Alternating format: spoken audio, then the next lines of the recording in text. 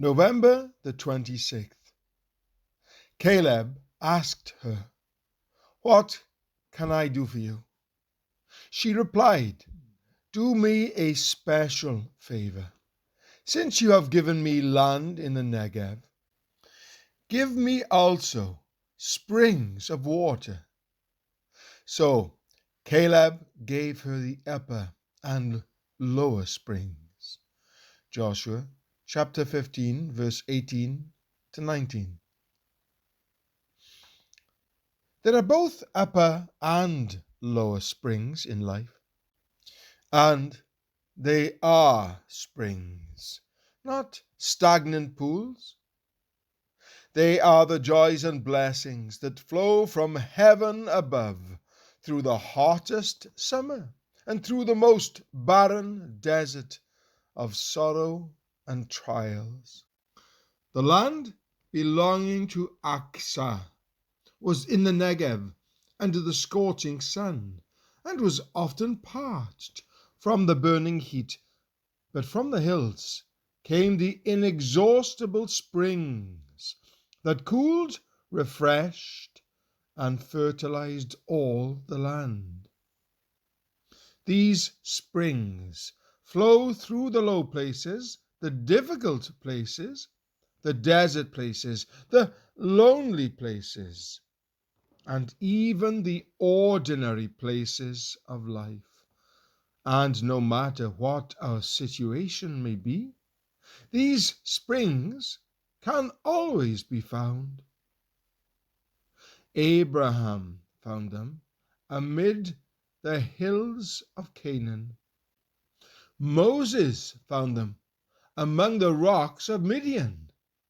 David found them among the ashes of Ziklag, when his property was gone and his family had been taken captive.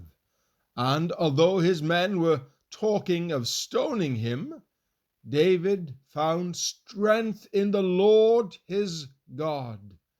1 Samuel chapter 30, verse 6.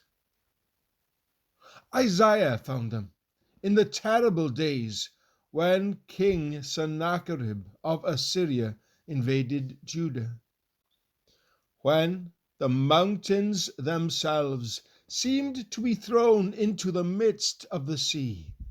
Yet his faith could still sing, "There is a river whose streams make glad the city of God, the holy place where the Most High dwells.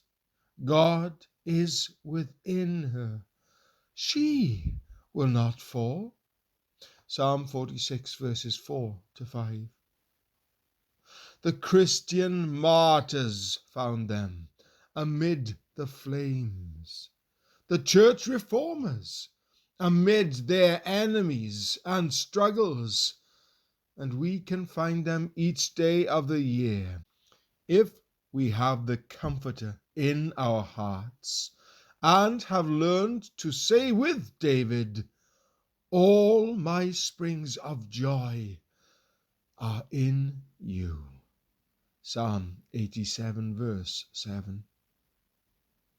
How plentiful and how precious these springs are, and how much more there is to be possessed of God's own fullness. A. B. Simpson. I said, "The desert is so wide." I said, "The desert is so bare." What springs to quench my thirst are there? Where will I from the tempest hide? I said, "The desert is so lone, no gentle voice, no loving face to brighten any smallest space." I paused before my cry was done. I heard the flow of hidden springs before me. Palms rose green and fair. The birds were singing, all the air was filled and stirred with angels' wings. And one asked softly, "Why indeed take over anxious thought for what tomorrow brings you? See you not? The Father knows just what you need."